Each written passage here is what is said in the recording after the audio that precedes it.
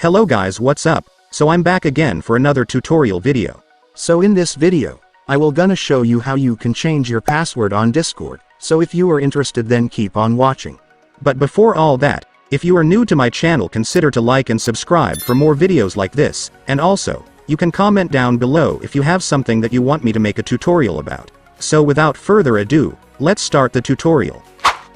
So to change your Discord account's password, it's actually so easy.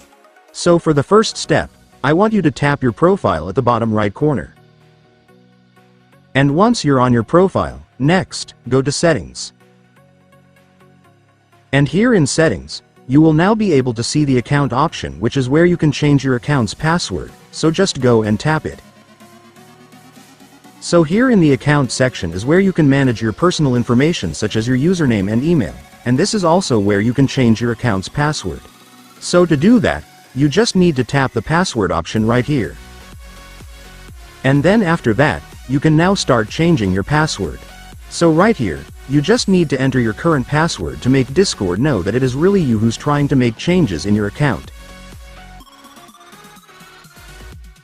And once you're done entering your current password, you can now enter the new password that you want right here.